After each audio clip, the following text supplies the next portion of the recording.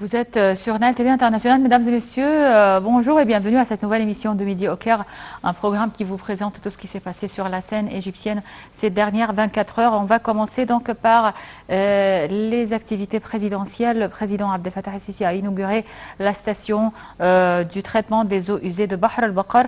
Au cours de l'inauguration, le président el-Sisi a enjoint d'éliminer tous les empiètements sur les terrains et les canaux dans un délai de 6 mois, soulignant que l'État a commencé une course contre la montre pour développer, rénover et optimiser toutes les installations hydrauliques, vu que toute atteinte à ces installations va affecter la vie des citoyens. Plus de détails donc dans ce compte-rendu de Marwa Arafa et Shahinaz Ismail. Le président Abdel Fattah el-Sisi a inauguré hier la station du traitement des eaux usées de Bahr al-Baqar. Au cours de l'inauguration, le président el-Sisi a enjoint d'éliminer tous les empiètements sur les terrains et les canaux dans un délai de 6 mois, soulignant que l'État a commencé une course contre la montre pour développer, rénover et optimiser toutes les installations hydrauliques, vu que toute atteinte à ces installations va affecter la vie des citoyens. D'autre part, le président a indiqué que le développement du secteur agricole nous permettra de réaliser l'autosuffisance et de minimiser les importations. Évoquant le développement du Sinaï, le président el-Sisi a déclaré que les projets mis en place dans la péninsule sont strictement sécurisés par les forces armées égyptiennes pour les protéger contre les forces du mal et le terrorisme qui ciblent toujours le développement au Sinaï. Le président a d'autre part indiqué que les empiètements sur le lac de Manzala ont fait réduire sa superficie d'1 million à 250 000 faidans. Et Sisi a cependant affirmé que l'État est sur le point d'achever l'élimination de tous ces empiètements. Les frais de la station de traitement des eaux usées de Bahr al-Baqar ont atteint 20 milliards de livres égyptiennes, avec une capacité productive de 5 600 000 mètres cubes d'eau usée traitée 3 fois. Ces eaux seront transmises au Sinaï du Nord pour s'en servir dans la bonification de quelques 400 000 faidans. Ce projet s'inscrit dans le cadre du projet national du développement du Sinaï et dans le cadre du système du profit maximal des ressources hydrauliques de l'État. Au cours donc de l'inauguration de la station du traitement des eaux usées à Bahr al-Baqar, le Premier ministre Mostafa Madbouli a souligné qu'au temps où le Sinaï souffrait des attaques terroristes, le président Abdel Fattah el-Sisi a ordonné de mettre en place 2 géants projets nationaux visant le développement du Sinaï et la création d'emplois pour les jeunes. De son côté, le ministre des Ressources hydrauliques et de l'Irrigation, Mohamed Abdel Ati, a indiqué que le plan national mis au point par l'État pour assurer les besoins en eau jusqu'à 2050 inclut des projets hydrauliques dont les frais s'élèvent à 100 milliards de livres égyptiennes. Les détails dans ce compte-rendu. Au cours de l'inauguration de la station de traitement des eaux usées à Bahr al-Baqar, le Premier ministre Mostafa Madbouli a souligné qu'au temps où le Sinaï souffrait des attaques terroristes, le président el-Sisi avait ordonné de mettre en place 2 géants projets nationaux visant le développement du Sinaï et la création d'emplois pour les jeunes. M. Madbouli a d'autre part indiqué que le Sinaï a témoigné d'un grand élan dans les projets de développement, conformément aux directives du président el-Sisi, ajoutant que le volume des projets de développement au Sinaï et dans la zone du canal de Suez a atteint 700 milliards de livres égyptiennes. De son côté, le ministre des Ressources hydrauliques et de l'Irrigation, Mohamed Abdel Ati, a indiqué que le plan national mis au point par l'État pour assurer nos besoins hydrauliques jusqu'à 2050 inclut des projets hydrauliques dont les frais s'élèvent à 100 milliards de livres égyptiennes. Selon M. Abdel Ati, le plan de l'État vise à améliorer la qualité de l'eau, à créer des stations de traitement des eaux usées, à développer nos ressources hydrauliques et à mettre en place les législatives et les technologies indispensables pour assurer la sécurité hydraulique. Donc pour plus de détails sur ce sujet, on a en ligne Dr Passante Fahmy qui est experte en économie. Bonjour madame. Allô, bonjour à madame Passante Fahmy. Oui, bonjour madame.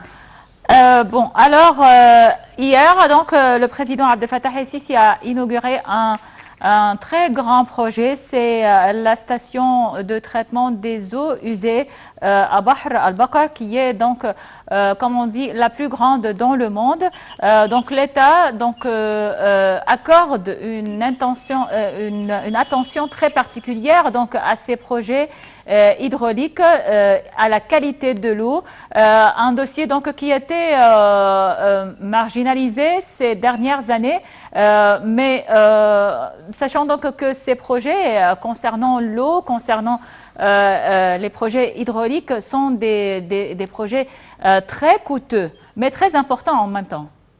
Écoutez, madame, durant cette période-là et le changement du climat, et honnêtement, les années dans le futur, on ne sait pas comment ça va se développer davantage. Ça, c'est un projet non seulement important, mais exceptionnellement important. Premièrement, parce que c'est la base de développement de l'économie verte. Et sans économie verte, non seulement pour l'alimentation, mais aussi l'économie verte est la base d'une très longue liste d'industries qui peuvent être développées dans le futur. Aussi, c'est la base du développement de nouvelles villes. C'est la base d'une vie acceptable et décente. Alors oui, c'est non seulement un méga projet, mais c'est un projet exceptionnel que le monde entier, comme vous venez de mentionner, c'est le plus grand projet mondial durant cette période. Mais je voudrais mentionner aussi que c'est pas question d'un projet grand ou géant, c'est question d'un projet qui va vraiment poser la stabilité en Égypte, parce que sans stabilité économique, c'est-à-dire l'économie verte et l'économie bleue, sans eau, on ne peut pas bouger. Et aussi, je le répète, le changement du climat va attaquer le monde entier en ce qui concerne l'alimentation. C'est très sérieux. Alors, ce projet-là est venu dans le temps et ça va nous aider à développer non seulement le Sinaï, mais beaucoup de gouvernements en Égypte. Et je répète, l'alimentation, le niveau d'alimentation mondiale est critique et ça va causer beaucoup de problèmes dans le futur. Ce projet-là va non seulement aussi utiliser l'eau d'une façon scientifique et d'une façon avancée, mais aussi ça va changer le développement économique sur la terre égyptienne. Parce que comme tout le monde sait, nous occupons moins que 10% de la terre égyptienne. Mais nous voulons développer ou atteindre 30% par 2030. Et même 30%, c'est modeste. À mon avis, nous devons avoir des avantages. Et l'eau, c'est la base de tout ce développement. Alors oui, félicitations, c'est un méga projet très important. Inch'Allah, nous aurons la chance de développer d'autres projets de la même façon. Est-ce qu'on peut dire donc que l'Égypte ou le gouvernement égyptien commence donc à partir de maintenant à profiter de l'eau, à améliorer donc la qualité de l'eau. Alors après des années, donc on commence à faire ou à accorder une importance particulière à l'eau. Nous n'avons pas le luxe de perdre une goutte d'eau. C'est fini. Et le monde entier, mais spécialement l'Égypte. On n'a pas ce luxe. Alors, on va utiliser, surtout avec les problèmes qu'on a sur le Nil, Inch'Allah, nous aurons des solutions, mais je répète, nous avons besoin de l'eau parce que nous avons des plans géants et tous les plans géants sont basés sur l'eau. Alors, on va utiliser chaque goutte, que ce soit l'eau pure ou l'eau qui va être améliorée, pour vraiment continuer notre développement exceptionnel qui est vu par le monde entier. Alors, vous avez raison, nous allons utiliser l'eau égyptienne sur tous les niveaux, on va l'améliorer, on va utiliser la technologie avancée pour que chaque goutte d'eau, on en profite. Mais en même temps, nous devons parler, comme on appelle, au public, au peuple, parce qu'il y a un gaspillage inacceptable de la façon d'utiliser l'eau. Et ça continue. Et ce qui signifie que le peuple, jusqu'à présent, n'a pas vraiment, comme on appelle, une image complète de comment c'est dangereux de gaspiller l'eau. Alors là, nous avons un grand travail à faire pour dire à tout le monde, faites attention, chaque goutte est précieuse. Oui, c'est ça ce que je voulais dire, que il faut qu'il y ait donc en parallèle avec ces projets, qu'il y ait une campagne de sensibilisation de la population de l'importance de l'eau pour, comme vous venez de dire, pour sauvegarder chaque goutte d'eau. Voilà. Et honnêtement, peut-être que les gens ne vont pas accepter, sauf si le coût de l'eau va être élevé. C'est-à-dire, on doit mettre ce qu'on appelle des adapteurs partout et chaque personne doit payer sur la quantité de l'eau qu'il utilise. Alors, en ce cas-là, le gaspillage va stopper. Oui. Parce qu'honnêtement, c'est utilisé d'une façon inacceptable et ce n'est pas vu dans le monde entier. Oui. Le robinet partout ouvert. Oui. Oui, vous avez raison. Alors, Madame Passante Fahmi, experte en économie, merci beaucoup pour toutes ces explications. Passez une excellente journée, Madame. Merci Madame, vous aussi. Au revoir. Merci, au revoir. Alors, on passe donc à une autre nouvelle de notre émission. Le Premier ministre Moustapha Madbouli a tenu une réunion avec le PDG du Fonds koweïtien de développement économique arabe, Marwan Al-Ghanem, en présence de la ministre de la coopération internationale, Dr Rania Al-Mashot.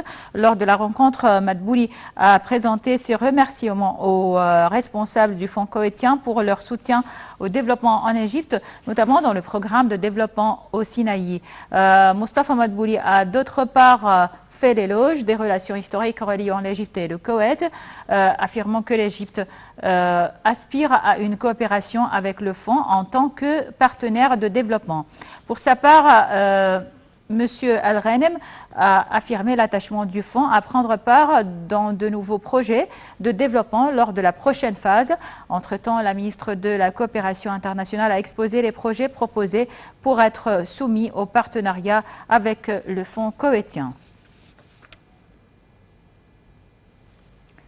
Le chef du gouvernement, Moustapha Madbouli, a mis l'accent sur l'importance qu'accordait l'État égyptien au dossier de l'immigration, soulignant qu'il poursuivait ses efforts en vue de lutter contre l'immigration clandestine et de fournir des alternatives sûres et positives à ce phénomène. Madbouli a fait cette déclaration lors de son entretien avec le ministre d'État hollandais de l'immigration. Le Premier ministre a passé en revue lors de cet entretien les initiatives lancées par le président Abdel Fattah el-Sisi en vue d'éradiquer la pauvreté et les causes de l'immigration clandestine, dont l'initiative Vie décente. Madbouli a souligné que la poursuite de ce phénomène, qui a pourtant notablement régressé ces dernières années, était due à la croissance démographique, le grand défi auquel fait face l'État.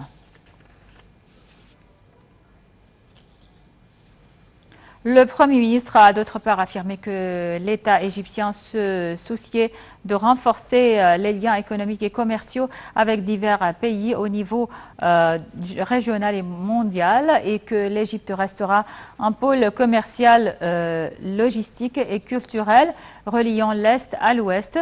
Dr Madbouli a tenu ces propos dans son allocution prononcée en son nom par la ministre du Commerce et de l'Industrie Nevin Gemer lors de l'ouverture du premier festival culturel international du goût dans sa première session sous le slogan « Un monde, culture multiple ». L'Égypte a réussi à travers les âges, à travers les époques, donc, à développer ses relations politiques, économiques, sociales et intellectuelles avec tous les pays du monde, a dit le chef du gouvernement, soulignant que la civilisation égyptienne a été l'une des premières civilisations à transférer des cultures à des pays du monde à travers des échanges commerciaux entre l'Égypte et le monde. Il a ajouté que l'Égypte a pu, au cours de la dernière décennie, elle a pu revenir sur le continent africain grâce à une vision sage et à une diplomatie active et consciente menée par le président Abdel Fattah el-Sisi.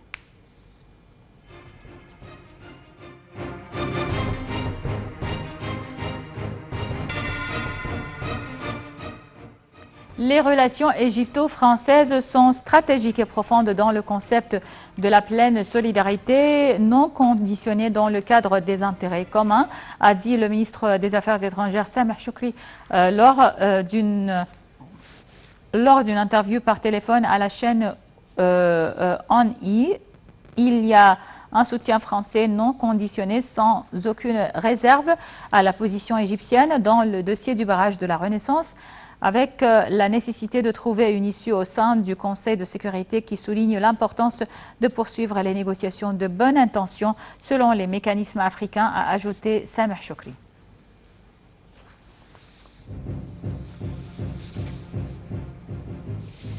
Voilà donc avec cette nouvelle, nous arrivons à la fin de cette émission de Midi au Caire. Merci pour votre attention. Je vous laisse avec la suite de nos programmes sur Nile TV en langue française qui se poursuivent jusqu'à 13h heure locale du Caire. Donc passez une excellente journée avec la suite de nos programmes. À très bientôt.